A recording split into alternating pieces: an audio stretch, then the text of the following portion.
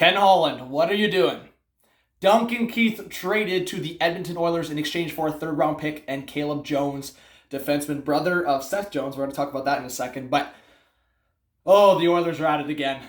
You could talk about the Oilers, Sabres, the Leafs, go through a few teams here and just rant territory. I want to rant a little bit here for Oilers fans because there's not much positive here. I'll talk about the positives, but there's not much. I mean, $5.5 million for a guy late in his 30s, and he's coming in as maybe a third-pair guy, power play a little bit, coming off a 15-point season in 54 games. Ken Holland must be thinking this is Duncan Keith from 2014 because no salary retained. Honestly, at the point of Chicago not budging on no salary retained, you should have walked away. There's so many guys in free agency or so many guys out there that you can get a cheaper rate, younger, and hope for a better success rate or hope for a better season.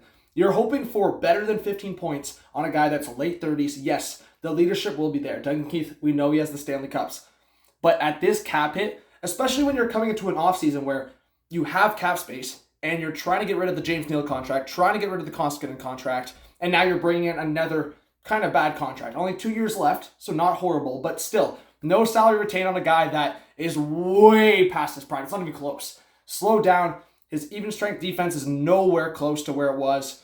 He's just contributing on offense, just contributing on the offensive side of things on even strength and power play. And I mean, this is just dumb from Edmonton. Even if this works out in a sense where Duncan Keith comes in, maybe gets 20, 25 points on the year, contributes on the power play, good leadership in the room, $5.5 million is just not worth it for that. And I think if you're looking at Chicago's side of things, they just get rid of that cap hit. So you would usually see, this is why I'm laughing at, I'm sorry, Oilers fans, but this is why I'm actually laughing. Because in other scenarios, if his name is not Duncan Keith, you are actually paying to get rid of this guy. You're attaching a draft pick to Duncan Keith to get rid of him. Look at the Toronto Maple Leafs, for example. To get rid of the last year of Patrick Marleau at $6 million, they attached a first-round pick to trade him to the Carolina Hurricanes. The Edmonton Oilers, what did they do? They actually traded a third and Caleb Jones for Duncan Keith. And you know what? I don't think Caleb Jones is going to be this crazy stud, but I actually think he has a little bit of an untapped potential. And the Oilers just said, hey,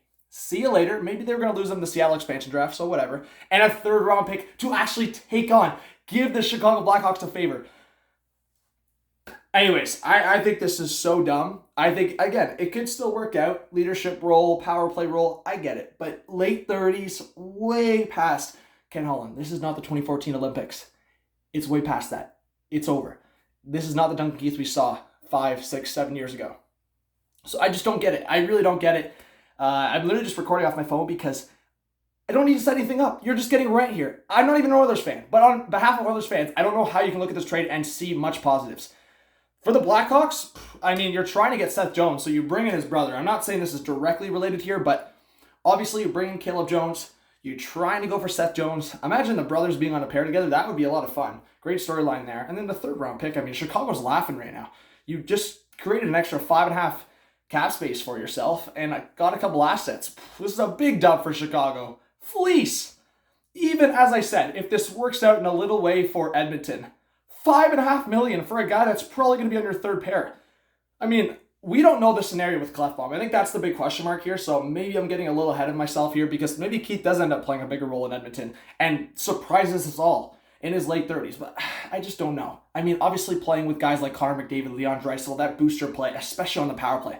Look at the secondary assist Tyson Barrie put up on the power play. Just playing with guys like McDavid and Draisaitl, right? So that obviously boosts your value, boosts your numbers, and I can see that from Duncan Keith. But at the same time, $5.5 million for 2 more years at this age, I just don't know, man. I mean, Chicago, going back to just their negotiations, there was rumors that they were trying to get Ethan Bear. They were trying to get, I don't know if it was like Yamamoto, who they were, are you kidding me? Edmonton was actually entertaining this conversation and trying to meet in the middle here. No, you should have walked away, Ken. Walked away and looked for a different option. I get it, man. Ken Holland, experienced executive in the league. I'm just a random, you know? But you have to look at the perspective of, yes, experience goes a long way. I would say experience in the league. Obviously, we've seen it. You see Corey Perry with the Montreal Canadiens, right? Experience is a big thing in this league. You need the experience to lead the way for the young guys. But at this cap hit, at this rate, at what we saw from last year, everything involved in this situation here, it just, to me, it wasn't even close to worth it. And I think Chicago got a big dub here. So we'll see what Edmonton does for the Seattle expansion draft, because it's interesting here. There's been rumors that they've been trying to sign Adam Larsson, but I've been also saying to you guys, like, I think Adam Larsson could go to Philly, Winnipeg. Like, I think other teams are going to want Adam Larsson. So now the Edmonton Oilers have put themselves in a situation here where Keith's on a no movement clause, and he waived that to go to Edmonton. So we'll see if Keith waives it to be available for Seattle, because if he doesn't, then they definitely have to wait till after the expansion draft to possibly sign Larsson, right? This is crazy, man. This is absolutely crazy. But let me know what you guys think. I just wanted to do a little bit of a rant, a little bit of an analysis. I don't like this for Edmonton. I love Keith. Don't get me wrong. I mean, end of an era, I'll just say that. Duncan Keith, Johnny Taves, Patty Kane, like, they went through some runs, man. 3 cups. You can throw in Brent Seabrook, Corey Crawford. Like, man, they're going to go down as Blackhawks legends, Chicago legends, right? But at the end of the day, it's a situation where Chicago is just smart here. I mean, in terms of a trade, obviously there's the scenarios going around outside of hockey right now that are really disappointing, and I hope they're dealt with.